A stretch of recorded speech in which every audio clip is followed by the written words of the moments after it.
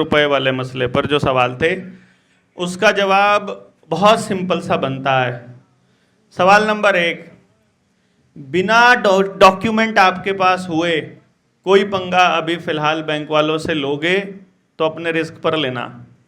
वैसे तो सारे ही जो पंगे लेने अपने रिस्क पे लेने हैं, लेकिन यहाँ कम से कम आप कागज़ मतलब आपके पास मजबूत होना चाहिए। कागज़ में आप लोग तैयार होने चाहिए कि भाई मैंने एक कागज़ आपको दिया हुआ है। वो कागज़ तैयार कैसे करना है? मोर्चे का नंबर है कागज़ तैयार करने का, व्हाट्सअप नंबर है, आपको खाली व्हाट्सअप करना है अपना नाम वगैरह, पानी खाली व्हाट्सअप करना है अपना नाम, ठीक है। नाम दे दो, अपना एड्रेस लिख दो, एक ही मैसेज में लिख दो, बस 2-3 मैसेज भी करने की ज़रूरत नहीं है। 76966276 इसमें देखिए 56 देना 76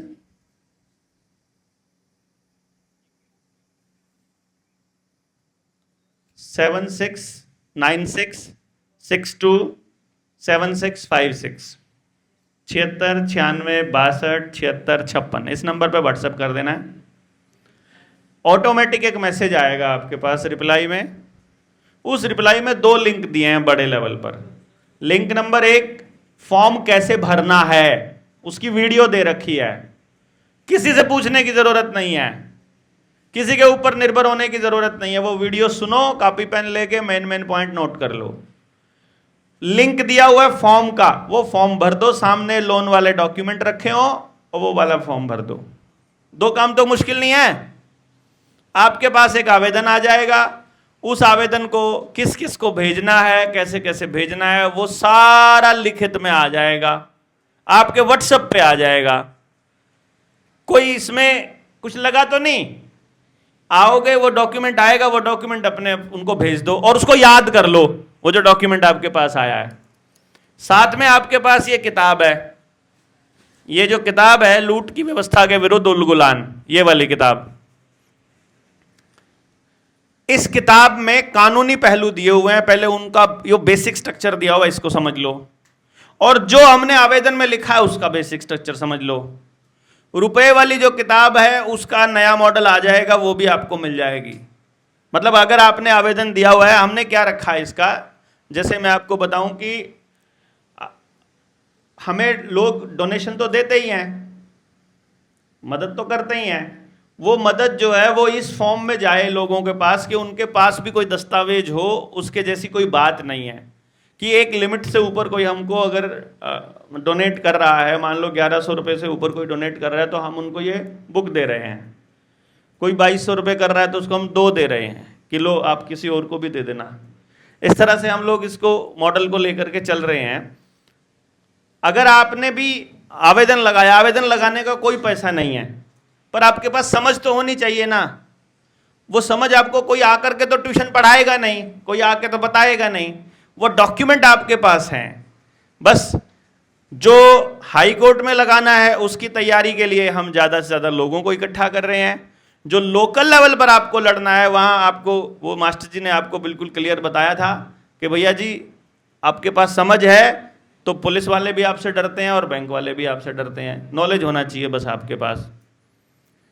उसी नॉलेज के लिए वो वीडियोस दी हुई है। वो वीडियोस का लिंक जो मैंने आपको दिया है ना कि जेएसएम से जुड़ने से पहले ये वीडियो देखो, वो जो प्लेलिस्ट है निडर इंडिया चैनल के ऊपर, उसमें वो 2 वीडियोस भी हैं लोन वाले मसले पे।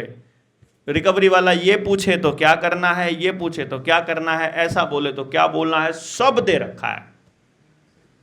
मान लो आपके पास समझ हो गई, डॉक्यूमेंट हो गया, अब तीसरी लड़ाई बच गई। कोर्ट में लड़ने का सामान हो गया आपके पास, रिकवरी वालों से लड़ने का सामान हो गया।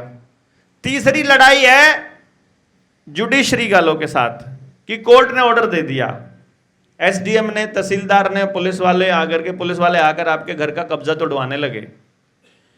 आपको सुने बिना पहली बात कोर्ट कोई आदेश नहीं दे सकता।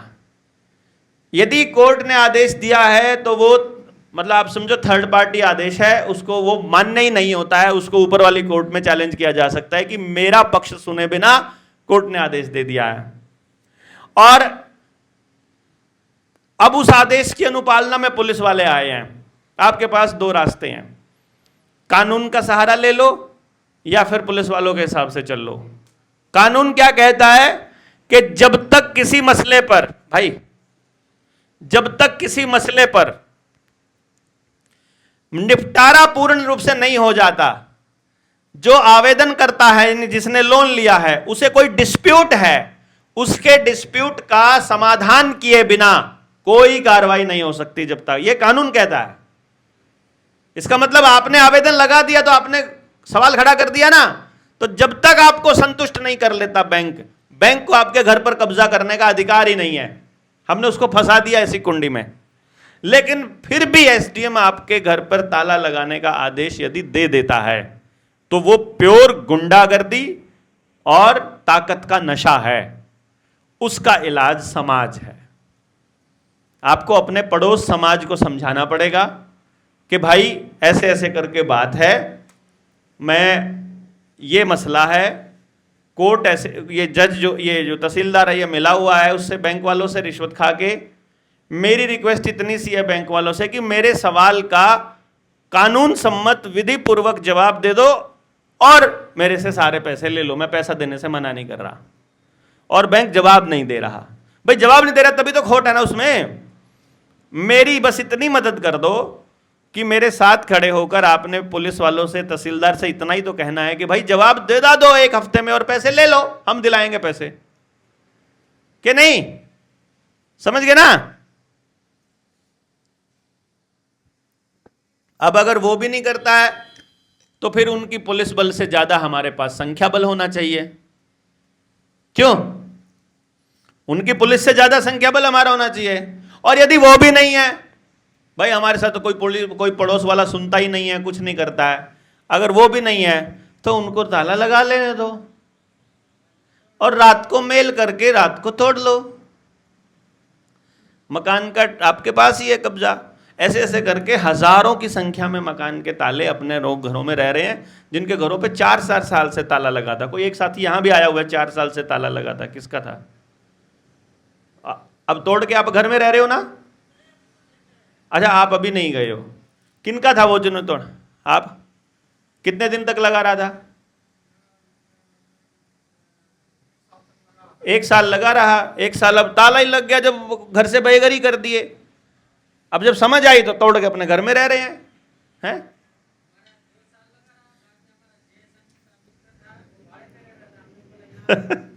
दो साल से उनके घर में लगा रहा था, अब वो अपने घर में रह रहे हैं, अपने घर का कब्जा उनके पास है।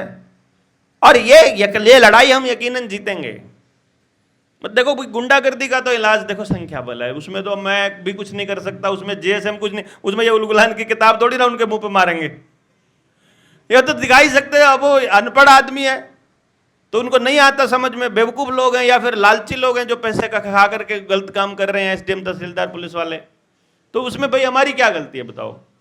या तो हमारे ऊपर बनता है यदि हमने कोई बात गलत कही है, हमने आपको गलत जानकारी दी या हम आपको गलत दिशा में लेकर के जा रहे हैं, उस केस के लिए संख्या बल बना रहे हैं।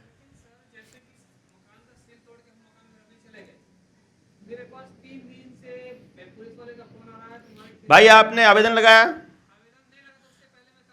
हाँ, तो आवेदन लगा नहीं है, ताला तोड़ दिया है। समझ होने के बाद जब आप लड़ोगे, जब आपको सारे सवालों के जवाब देने आते हैं, जब आप लड़ोगे तो उनके पास जवाब नहीं मिलेगा।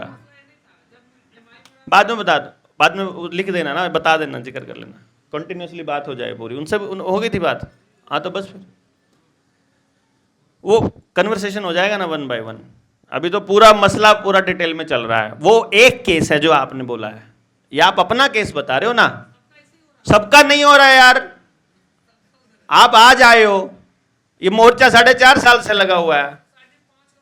अरे सबका नहीं हो रहा ना, आपकी सोसाइटी में हो रहा है, फिर सब नहीं समझ रहे हो। कब ज्वाइन किया आपने मोर्चा? मोर्चा कब आए हो? पहली बार आए हो? हाँ तो फिर बताओ, पहली बार आ रहे हो और कह रहे हो सबका ऐसे हो रहा है। वो बंदा 2 साल से अपने 2 साल घर का ताला लगा रहा, वो तोड़ के अपने घर में रह रहा है, वो ऐसे ही रह रहा है।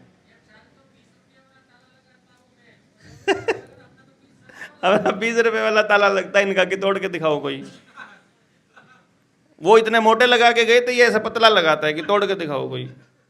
ऐसे थोड़ी होता है यार, ये आपको नहीं पता तो इसका मतलब थोड़ी है कि वो नहीं है।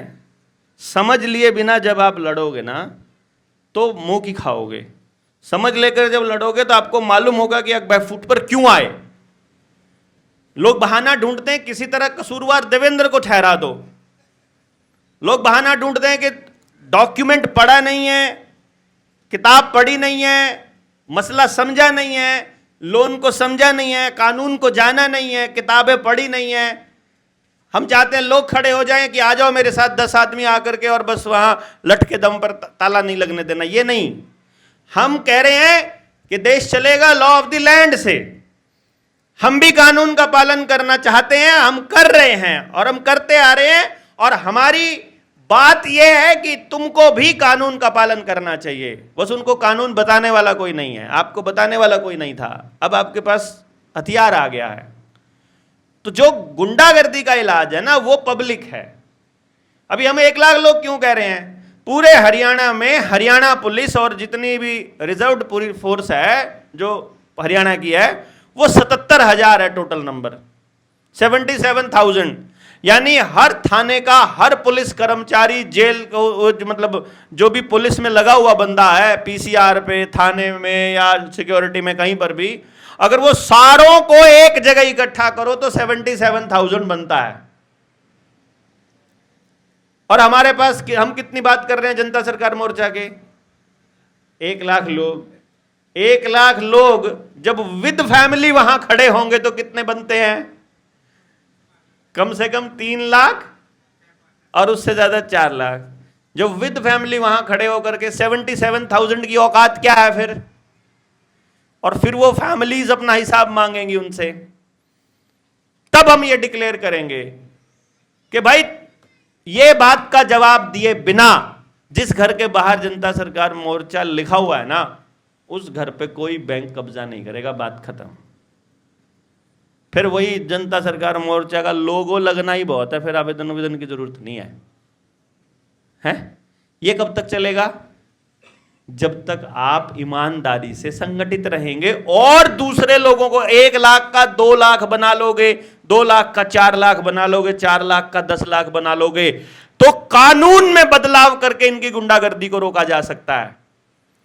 फिर जो सत्य भाई बोल रहे थे ना कि कैंडिडेट पार्टी का है, फिर हम उन लोगों को कैंडिडेट गांव का कैसे निकलेगा वो भी सिखा सकते हैं। फिर वो विधानसभा में, लोकसभा में जाकर के हमारा कानून भी बना सकता है कि आज के बाद बैंकिंग सेक्टर का कोई भी आदमी अगर बैंक को ये कह दो कि तुम यार अपनी मर्जी से नोट छाप सकते हो, अपनी मर्जी से कर्जा दे सकते हो, उसके बैकिंग में आपके पास कुछ भी नहीं है। अभी थोड़ी देर पहले बात कर रहे थे कि यार उसके पास डॉलर है, डॉलर को वो उसमें रख रहा है, मतलब किसमें रख रहा है? फॉरेन एक्सचेंज में, सिक्योरिटी के रूप में, उसके बराबर में नोट छाप रहा है। डॉलर क्या है? डॉलर खुद रुपए के ऊपर, अगर सोने के ऊपर अगर नहीं है बेस्ड, अगर डॉलर की छपाई के पीछे सोना नहीं है तो डॉलर क्या है? फिर रुपए और डॉलर में क्या फर्क रह गया? जिस दिन डॉलर उठ गया उस दिन भारत की सारी इकोनॉमी शून्य नहीं। जिस दिन डॉलर उड़े, और डॉलर उड़ेगा, मैं आपको यह बता रहा हूं, न्यू वर्ल्ड ऑर्डर में डॉलर उड़ना तय है। अमेरिका का जो आधिपत्य है वो समाप्त होना तय है। भारत को तब तक बर्बाद नहीं किया जा सकता जब तक डॉलर बर्बाद नहीं होगा, और जब तक भारत को बर्बाद नहीं करेंगे तब तक भारत में ये लोग नई व्यवस्था नहीं ला सकते। इसलिए भारत के अंदर दंगे कराना, भारत में ये उपद्रव कराना, केओस लेकर के आना, आर्थिक मंदी लेकर के आना, सबके घरों पे कब्जा करना, गुंडागर्दी मचाना, भूखमरी लेकर आना, बाढ़ लेकर आना, भूकंप लेकर के आना और ये सूखा लेकर के आना, ये सारा स्क्रिप्ट का हिस्सा है। नई व्यवस्था सिर्फ तभी आएगी और उसके लिए डॉलर का उड़ना तय है, और नई व्यवस्था में नया कोई चौधरी दुनिया का लेकर के आएंगे। अब या रशिया को ले आओ या फिर ये चाइना को ले आओ। विश्व जो वर्ल्ड वॉर का गेम चल रहा था, वो मैं बता रहा था ना, वो वहां टेस्टिंग कर रहे थे कि एक स्कूल का जीपीएस कोऑर्डिनेट भर दिया तो ड्रोन वहां जाकर के स्कूल को उड़ा सकता है कि नहीं उड़ा सकता, उड़ा दिया। बस को उड़ा सकता है कि नहीं, चलती हुई बस को उड़ा दिया। चलते हुए आदमी को मार सकता है कि नहीं, ड्रोन मार के देख लिया। वो सारा टेस्टिंग कर रहे थे। आपको लग रहा है वर्ल्ड वॉर चल रहा है, आपको लग रहा है रशिया यूक्रेन चल रहा है, आपको लग रहा है फिलिस्तीन और इजराइल का गेम चल रहा है। वो अपनी टेक्नोलॉजी टेस्टिंग कर रहे हैं, वो अपनी टेक्नोलॉजी टेस्टिंग कर रहे हैं और लिमिटेड एरिया में कर रहे हैं, लिमिटेड एरिया में। वहीं पर चल रहा है वो एक्सरसाइज, जैसे युद्ध अभ्यास होता है, युद्ध अभ्यास चल रहा है, युद्ध नहीं चल रहा। युद्ध जब चलेगा 2030 से पहले वर्ल्ड वॉर में, उस वर्ल्ड वॉर के नाम पर जो गेम चलेगा, जिसके अंदर वर्ल्ड की गवर्नमेंट बनाने का गेम चलाएंगे, उसमें चाइना शामिल होगा। और चाइना और इंडिया के लोगों के जो नरसंहार के लिए इन दोनों देशों का युद्ध होना जरूरी है, ताकि पूरी की पूरी पॉपुलेशंस, अब पूरे का पूरा मुंबई है यार, मुंबई के अंदर इतने लोग हैं, उड़ाओ ना एक ही झटके में, इतने लोग निपट रहे हैं, क्या दिक्कत है, उनको क्या समस्या है? आपके पास देने के लिए बचा क्या है? घर में सोना किसी के बचा नहीं, जमीन सबकी गिरवी पड़ी है, सारे बीमार पड़े हो, किसी लायक हो ही नहीं हो, तो क्या करेंगे क्या फिर? तुम्हारा निपटाओ इनको। तो इसीलिए तो शहरों के अंदर माइग्रेशन चल रही है। गाँव को तो वैसे ही मार देंगे वो पानी खराब कर करके ही, पानी खराब करके। किसी के पीलिया हो रहा है, किसी के यहाँ वो बुखार हो रहा है, कौन सा पीला बुखार, कौन सा बुखार हो रहा है ना? एक अलग ही बुखार हो रहा है जो जानलेवा है, हाँ छूटता ही नहीं है। वो सारा पानी खराब किया जा रहा है, तो और हमें ये समझ में नहीं आ रहा है। तो जो आदमी हमारे पास होंगे फिर उसका इलाज तो आदमी कर देंगे ना। अगर प्रॉब्लम उनकी गुंडागर्दी है तो इधर से हमारा संख्या बल है, वो कर देगा इलाज। अभी आदिवासी एरिया के लोग थे, इधर सिरोही जिले में हैं अपने राजस्थान में, ठीक है। और फिर एक वो थे जो अपने अनूप मंडल वाले लोग थे। फिर आप चले जाओ छत्तीसगढ़ में, झारखंड में, वहाँ आदिवासी लोग थे। अब वो लोग हमको बोल रहे थे कि आपको कितने लोग चाहिए क्रांति करने के लिए। हमने आपकी वीडियो सुनी थी कि आपको 1 लाख लोग चाहिए, तो हम 1.5-2 लाख लोग हम ले आते हैं। तो मैं कहा वो 1.5-2 लाख लोग नहीं चाहिए हमको, वो 1 लाख लोग समझे हुए चाहिए कि जब ये व्यवस्था गिरे, व्यवस्था तो गिरेगी, इन्होंने खुद गिरानी है। ये क्या चाहते हैं कि व्यवस्था गिरे और फिर इन्हीं के हिसाब से दोबारा बने। हमारा क्या प्लान है कि व्यवस्था ये गिराएं और फिर व्यवस्था हमारे हिसाब से बने। हमारे हिसाब से मतलब जो भारतीयता के आधार पर, जो राजीव भाई का सपना जिसको हम लेके चल रहे हैं, यानी कि भारतीयता के आधार पर कैसे कि जिसमें बच्चे की पढ़ाई ये नहीं है कि वो बच्चा स्कूल में जा रहा है पढ़ने के लिए, बच्चे की पढ़ाई 24 घंटे चले, सिखाने वाले 24 घंटे हों उसके पास। कैसे हो सकती है ये? जब समाज का प्रत्येक व्यक्ति चीजों को समझता हो तभी तो होगा। भाई आप अपने बच्चे को चाचा के यहां, ताऊ के यहां, पड़ोसी के यहां क्यों नहीं भेजना चाहते? आपको यदि ये पता हो कि ये आदमी नियत का ठीक है, आपको पता हो कि मेरे बच्चा इसके पास गलत नहीं सीखेगा और आपका बच्चा उसके पास सुरक्षित है, फिर क्यों दिक्कत है आपको भेजने में? इतना सही तो करना है बस, फिर आपका बच्चा हर जगह सुरक्षित है। क्यों जी? और एजुकेशन वाली ट्रेनिंग वो करी है किसी ने? हाथ खड़ा करना जिसने किया है। कितने लोगों को करनी चाहिए? वो सभी को करनी चाहिए। जिसने कर ली वो आपके बच्चे को खराब कर ही नहीं सकता। जिसने वो एजुकेशन की ट्रेनिंग कंप्लीट कर ली ना, उसको, उसके पास अपना बच्चा भेजने में आपको टेंशन नहीं है। जिसने ईमानदारी से करी है, जिसने उसको जीवन में अपना लिया, फिर वो आपके बच्चे को अच्छी चीज ही सिखाएगा। और अपना तो टारगेट ये है कि 3 चीजें अपने हर घर में होनी चाहिए। 3 चीजें। पहला, उत्पादन। हर घर में उत्पादन होना चाहिए। कुछ ना कुछ बनाने की, नया प्रोडक्शन की कला हर घर के पास होनी चाहिए, ताकि हर घर वैल्यू एडिशन करके बेचे। क्यों बेचना है हमको गेहूं एज इट इज? गेहूं का ब्रेड बनाकर क्यों नहीं बेच रहे हम उसका रस बनाकर क्यों नहीं बेच रहे हम उससे रिलेटेड जितनी चीजें हैं वो बनाकर, लड्डू बनाकर क्यों नहीं बेच रहे हम, खोए में मिलाकर? ऐसे क्यों बेच रहे हैं हम क्यों बेच रहे हैं भैया टमाटर को ऐसे ही? हम उसका सॉस बनाकर क्यों नहीं बेच रहे हैं, उसका पाउडर बनाकर क्यों नहीं बेच रहे हैं, उसको प्रिजर्व क्यों नहीं कर रहे हैं? क्या दिक्कत क्या है हमको? कपास क्यों बेचते हैं हम ऐसे ही? अपना कपड़ा बनाकर क्यों नहीं बेचते? अपना तौलिया बनाकर क्यों नहीं बेचते? खाली बैठे हो घर में के अंदर सारा दिन, और बिना बिना पैसा खर्च किए, बिना बिजली खर्च किए उत्पादन किया जा सकता है, क्या नहीं किया जा सकता? क्योंकि कपास बिकती है 70 रुपया किलो है, और कपड़ा बिक रहा है 500 रुपया मीटर, 400 रुपया मीटर। और कमाल की बात यह है कि 1 किलो कपास में 1 मीटर कपड़ा बनता है। तो आप 70 रुपये का बेचोगे कि 400 रुपये का बेचना पसंद करोगे? 400 रुपये का यार, सीधी सी बात है। वैल्यू एडिशन करके क्यों नहीं बेच रहे हैं? हमें अपने लोगों को समझाना ही तो है खाली कि देखो भाई, हमारे पास 1000 घर हैं, हमारे पास 1000 बच्चा है, 1000 बच्चों के टैलेंट को निखारने के लिए ये चीज़ें चाहिए, ये बंदा चाहिए, ये हम गाँव में अरेंजमेंट कर लेंगे। इतना अनाज हमारे पास, इतनी ज़मीन है पूरे गांव के पास, पूरे गांव की ज़मीन में हमें जो पूरे साल का अनाज, पूरे साल के चावल, पूरे साल की दाल, पूरे साल की सब्जी, पूरे साल का जो सौदा हमको चाहिए वो पूरे साल का मीठा बनाने के लिए इतने में हो जाता है। बाकी की जो बची है उसमें वैल्यू एडिशन का काम क्यों नहीं कर सकते हम?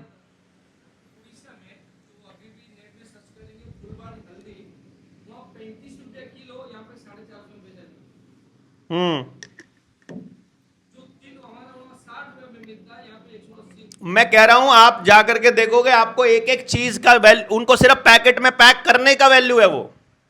अगर हम केवल अपने किसान को इतना सिखा दें कि जो गेहूं आप 20 रुपया किलो मंडी में बेच के आते हो, यदि उसे आप झारने में झान करके, मतलब उसको झार कर और पैकेट में पैक करके बेचोगे, वो उसी टाइम 40 रुपया किलो हो जाएगा।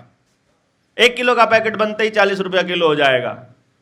और यदि उसी को आप धो करके सुखा करके डाल दोगे तो वो 60 रुपया किलो हो जाएगा।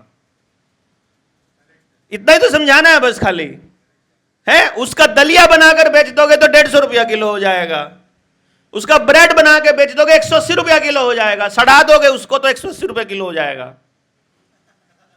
सड़ा के ही बनता है ना ब्रेड तो भाई, उसी गेहूं का सिंपल फंडा है ये। और एक परिवार, किसान परिवार को सिर्फ इतना समझाना है कि हमको रुपया नहीं चाहिए,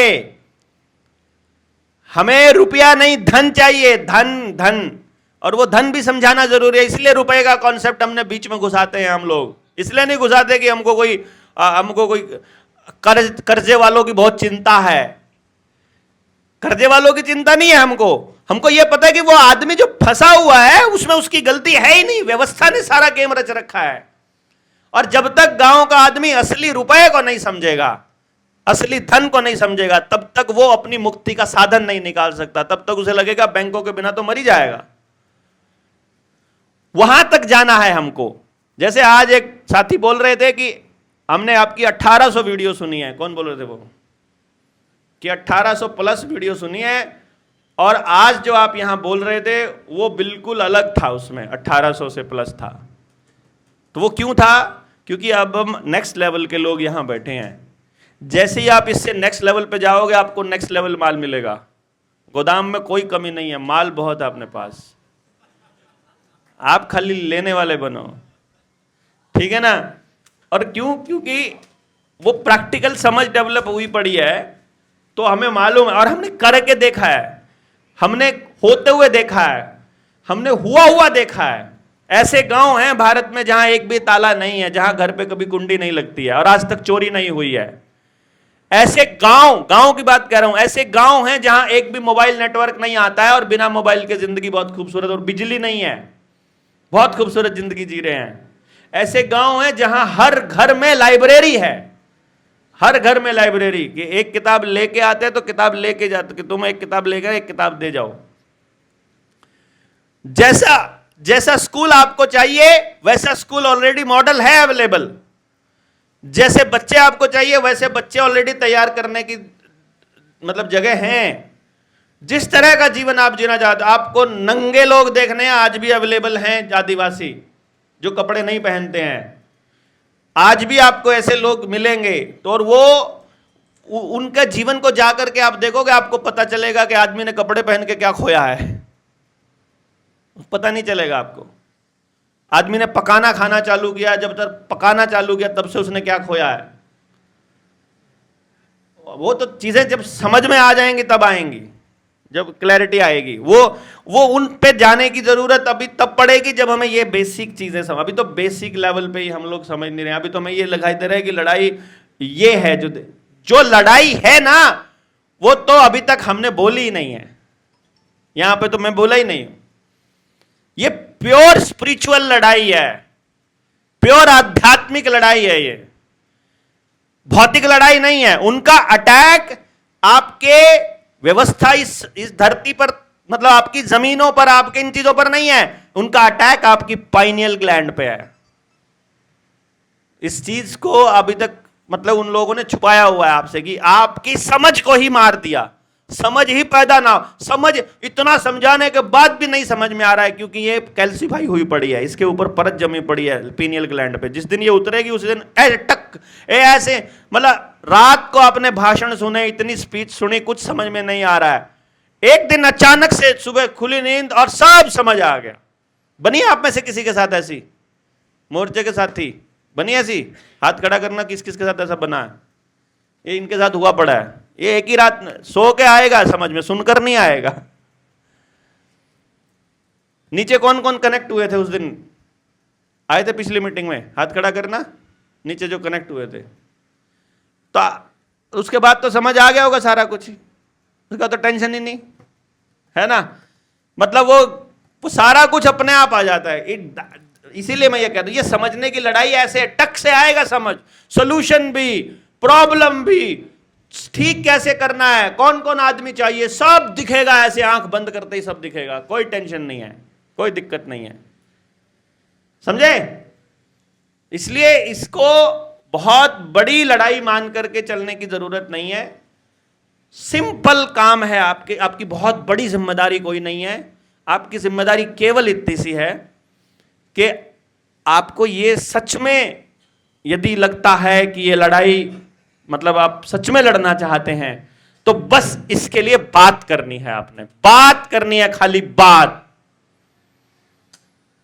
समझाना नहीं है किसी को भी, समझाना आपकी जिम्मेदारी नहीं है। समझ में अपने आप आएगा। दो चीजें हैं, एक इंफॉर्मेशन, एक ज्ञान। हम जो यहां बोलते हैं, यहां बैठे बैठे जो आपको बोल रहे हैं, जो बाबा लोग बोलते हैं, जो गुरु लोग स्कूल में बोलते हैं, मास्टर जी जो बोलते हैं, भाषण देने वाले बोलते हैं, ये सारा इंफॉर्मेशन है, ये सारी जानकारियां हैं। ज्ञान सीधा वहीं से आता है।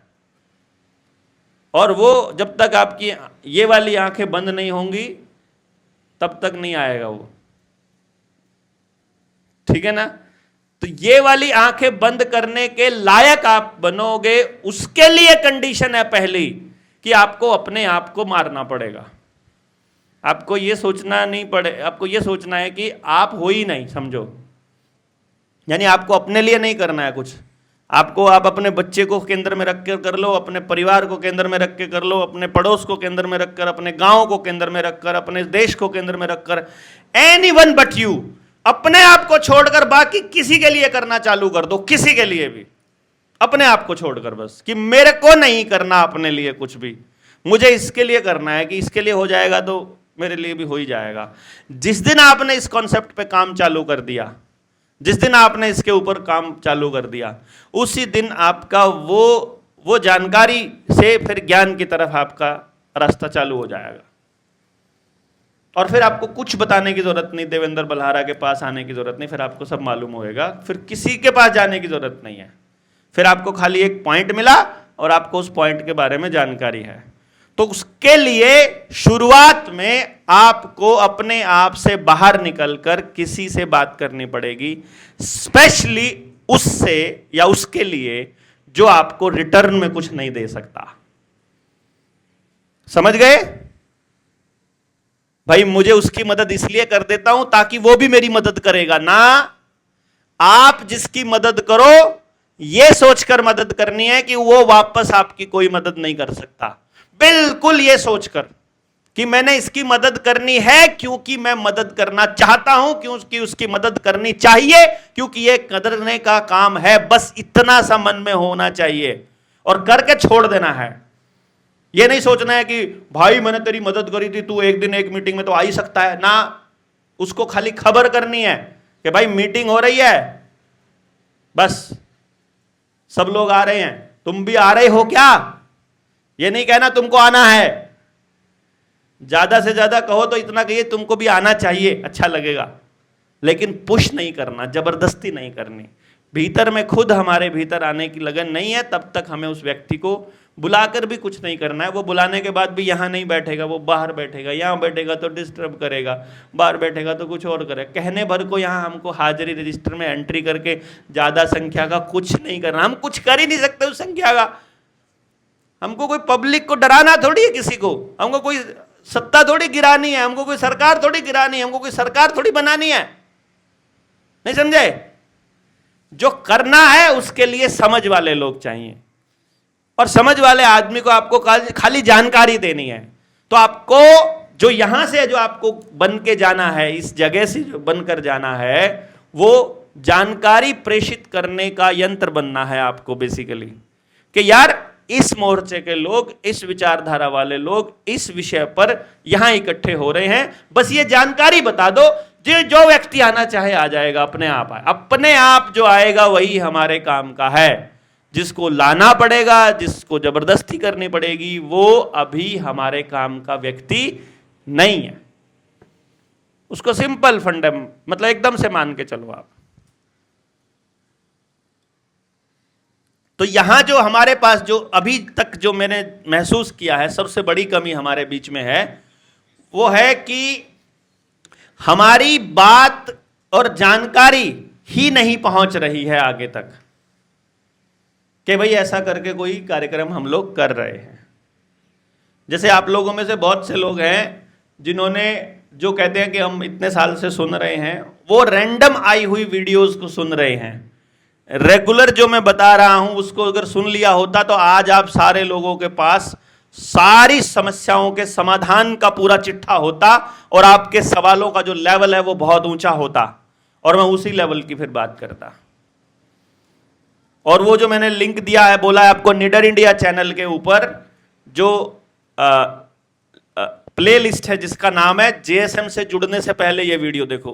प्ले लिस्ट में जाओगे ना, उसमें जेएसएम से जुड़ने से पहले की वीडियोज है, वो आपको सारी की सारी जानकारियां आपके पास होनी चाहिए, उनके तो नोट्स होने चाहिए बल्कि।